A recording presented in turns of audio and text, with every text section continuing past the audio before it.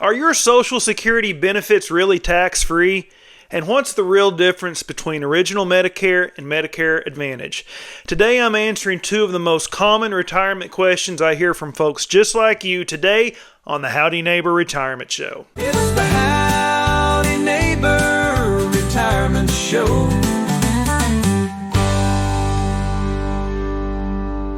Howdy neighbor, I'm Michael Andrews with Andrews Insurance and Advisory, and I'm here to make retirement simple, clear, and neighborly. Today we have two listener questions that we are going to address, so let's get started. Question number one is from Larry. Larry writes in and says, "Hey Michael, are Social Security benefits taxed, and how does that affect retirement income planning?" Larry, thank you for the question. This is a very common and also very important question. A lot of people think that they finally start receiving Social Security and that money is completely tax-free. But here's the reality. Uncle Sam can and often does take a bite out of it. So how does Social Security taxation work? Well, if Social Security is your only source of income, there is a good chance that you won't pay taxes on it at all. But if you have other income sources, things like pension withdrawals from a 401k or IRA, interest from investments, or even part-time work, that income is combined with your Social Security to determine how much is taxable. The IRS uses something called the provisional income to make this calculation. And depending on where you fall, up to 85% of your Social Security benefit could be subject to federal income tax. Notice I didn't say 85% tax rate. I said 85% of the benefit can be taxed at your normal income tax rate. So if you've got $30,000 a year in Social Security, it's possible that $25,500 of that could be included as taxable income.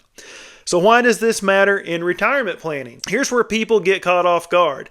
They think, well, I'm retired, so my taxes will automatically be lower. But depending on how you saved, it may not work that way. For example, if most of your savings are in tax-deferred accounts like 401ks or IRAs, every dollar that you take out is considered taxable income. Well, once you add Social Security to that mix, suddenly your tax bill could be a lot bigger than you expected. And here's the kicker. That extra taxable income could affect Medicare premiums through IRMA surcharges. So one way to look at this is a bucket strategy for taxes. You have a bucket that is your taxable bucket, so it'll have things like brokerage accounts or savings account. You'll have a tax-deferred bucket that will have like traditional 401ks and IRAs. And then you can have a tax-free bucket that will have like Roth IRAs and sometimes HSAs. The order in which you pull money from these buckets can dramatically affect how much taxes that you pay on your Social Security. For example, drawing some money from a Roth instead of always tapping your 401k could keep you under certain tax thresholds. So the bottom line is, Larry, yes, Social Security can absolutely be taxed, but here's the good news. With some careful planning, you can control how much. This isn't about guessing tax rates. It's about designing a withdrawal strategy that keeps your income balanced, minimizes your tax bill, and ultimately lets you keep more of what you've earned.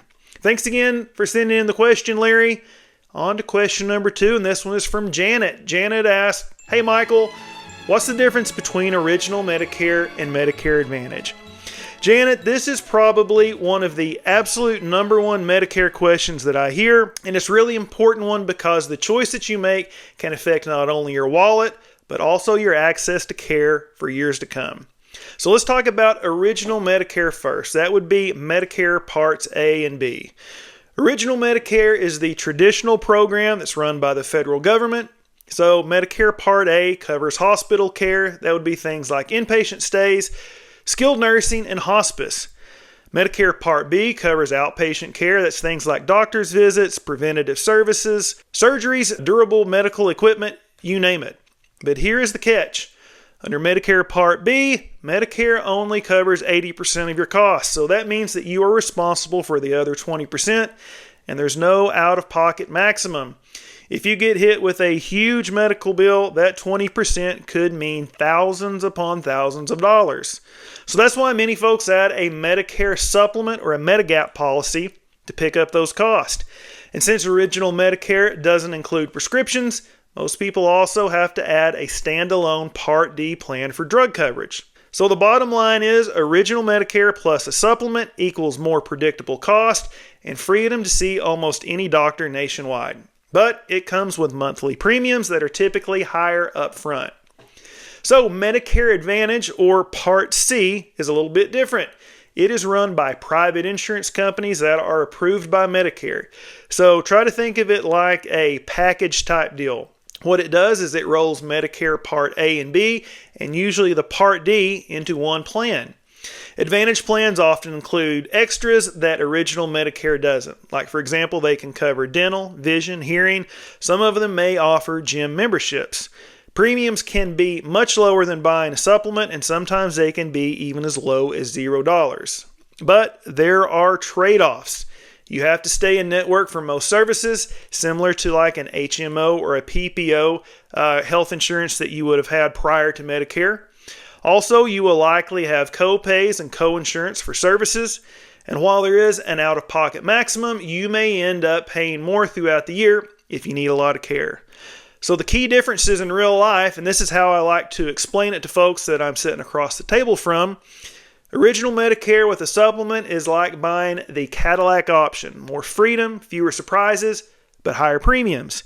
Medicare Advantage is kind of like leasing a car. You save some money up front, but you will have to follow rules and restrictions throughout the lease period. So which one is better?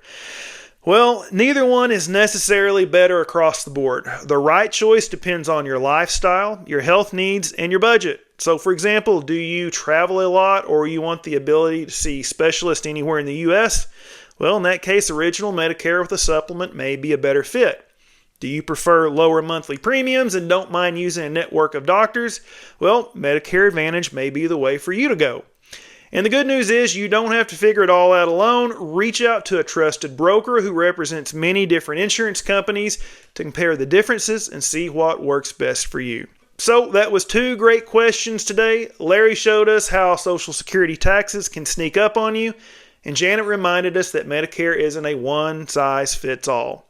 So here's my weekly reminder. Do you want a second opinion? It doesn't cost anything to let me take a look, but ignoring it could cost you thousands. If you've got a question of your own, email me at michael@andrewsadv.com or call or text me at 918-774-5899 or visit andrewsadv.com and click on Howdy Neighbor. And don't forget, like and follow us on Facebook and YouTube so you never miss an episode. Thanks once again for joining me, and we will see you next week right here on the Howdy Neighbor Retirement Show. Thanks. It's the Howdy Neighbor Retirement Show, helping you plan so your money will grow. No need to worry, we'll make it clear. Medicare and retirement right here.